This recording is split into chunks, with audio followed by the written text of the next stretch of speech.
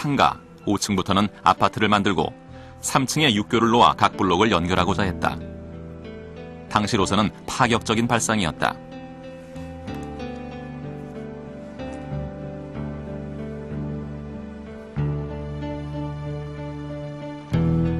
그런데 건축주인 서울시는 민자유치라는 명목으로 9개 건설업체에 건설을 맡겼고 김수근의 의도는 빗나가 버리고 만다. 서울시가 그 지안을 보고 이제 그 당시 서울시 출입하는 이제 그 건설회사를 갖다가 한 9개인가 이렇게 불러가지고 거기다 무조건 하나씩 나눠주고 거기다 집을 지어라. 그러니까 그런 식의 이제 뭐 이렇게 자기 집이 아니고 그런 식의 기본적인 도시 인프라를 자기들이 만들 필요가 없으니까 이제 거기다 집이 되고 만들어졌기 때문에 결과적으로 보면 지금 같은 성과가 된 거죠. 그래서 실제로 그 당시에 그 계획은 아마 결과적으로 보면 하여튼 뭐 그렇게 성공했다고 볼 수는 없습니다. 중요한 건축의 요소들을 놓친 채 자본의 논리에 충실하게 지어졌던 세운상가는 완공 직후부터 도심의 흉물이라는 오명을 얻었고 철거와 재개발 논의의 화두가 되고 말았다. 김수근은 국가가 발주하는 대규모 프로젝트의 환멸을 느끼기 시작했다. 그는 건축주들을 설득해 자신의 뜻을 관철시키는데 탁월한 수완을 갖고 있었지만 어쩔 수 없는 예술가였다. 항상 이번에 이제 그 일을 하지 않을 수 없어서 하고는 항상 괴로워했던 것 같아요. 그러니까 건축 우선 작품을 따내야 되니까 일거리를 따내야 되니까 정치가도 만나고 하잖아요. 하는데 기질적으로 맞지 않았거든요. 그래서 이제 그런 일을 하고 나면 한 번씩 이제 점심하자 그러면서 만나면 그 예술가로서 고통스러움 이런 걸 그리고 또 지금은 많이 좋아졌지만 우리나라 건축주들이 큰 이해가 없었잖아요. 예술가들에 대한. 근데 그거를 어떤 때는 이분이 막 싸웠던 것 같아요. 싸워가면서까지도 쟁취한 이런 과정에서 상처를 많이 입은 것 같아요. 그 즈음이던 67년 여름 김수근의 건축 세계에 결정적인 전환점이 된 사건이 일어난다. 그가 설계한 부여박물관이 문제가 있다는 것이다.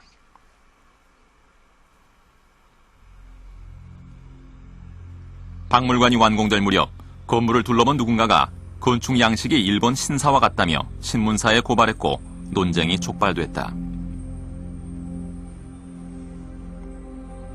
논쟁은 전국으로 번져갔고 각계각층에서 저마다의 의견을 내놓았다. 최대의 혐의점은 박물관의 정문이었다. 이것이 일본 신사의 도리이와 닮았다는 것이다. 당시 우리 사회에서는 두 가지 부류, 즉 친일파나 용공분자라는 굴레가 씌워지면 사회적으로 매장을 당하던 상황이었다. 게다가 김수근이 일본에서 건축 공부를 했다는 배경까지 도마에 올랐다. 일본식이라는 주장과 일본식이 아니라는 주장은 저마다의 논리대로 팽팽히 맞섰고 논쟁은 뚜렷한 결론을 얻지 못한 채 보름 가까이 이어지고 있었다. 급기야 박물관을 철거해야 한다는 주장이 등장했다. 논쟁은 갈수록 격렬해졌다. 심지어 당대 최고의 거장으로 평가받던 건축가 김중업까지 논쟁에 가세한다.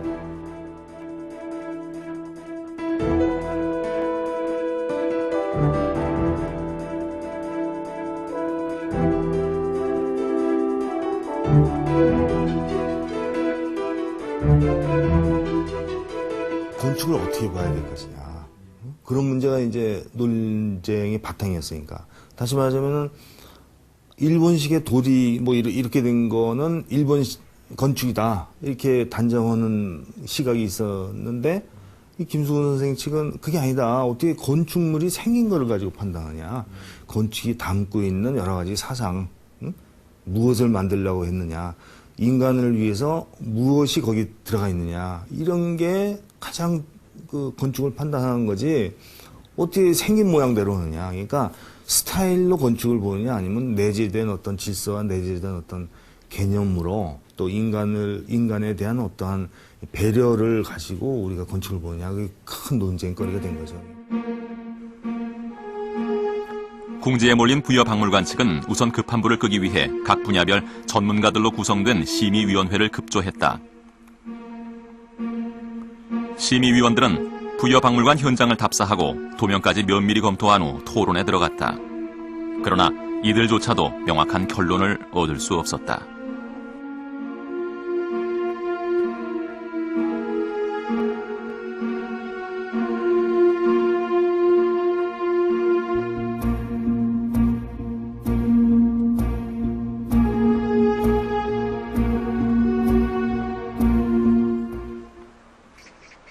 이후 김수근은 전문가들의 개작 권고에 따라 쟁점이 됐던 몇몇 지점들을 수정했다.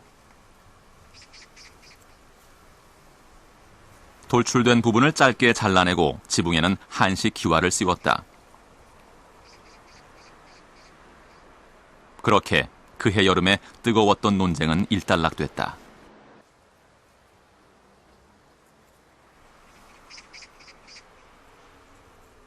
부여박물관 논쟁은 적어도 그 시절에 건축이 무엇이냐에 대한 근본적인 질문을 던졌던 대단히 의미 있는 사건이었다.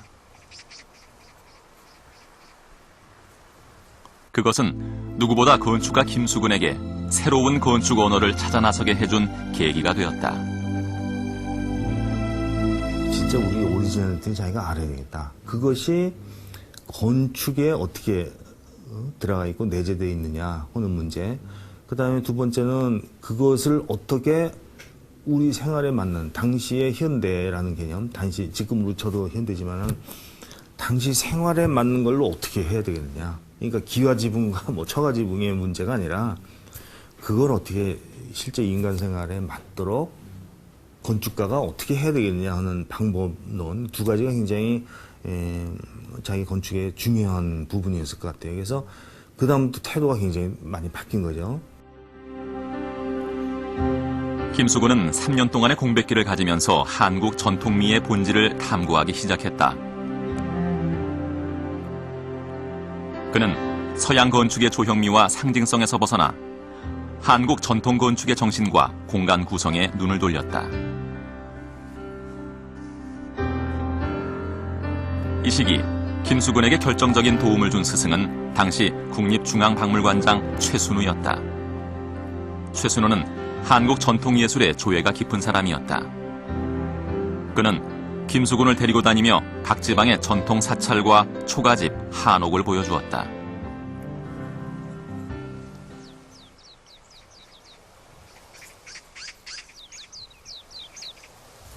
충남 예산의 수덕사는 당시 최순우가 김수근과 함께 자주 찾았던 사찰이다.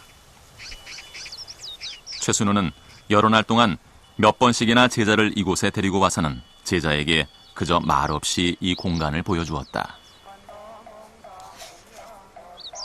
하루는 선생이 예산의 수덕사 대웅전 건물을 본 적이 있느냐 속았다 생각하고 따라오라고 하셨다.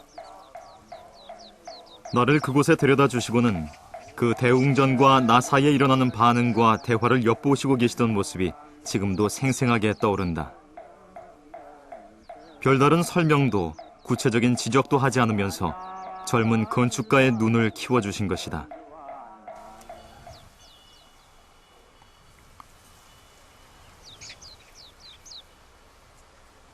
말없이 보여줄 뿐 아무것도 가르치지 않았던 스승 덕분에 김수근은 전통 건축의 밑바닥에 내재된 아름다움과 멋을 읽어내는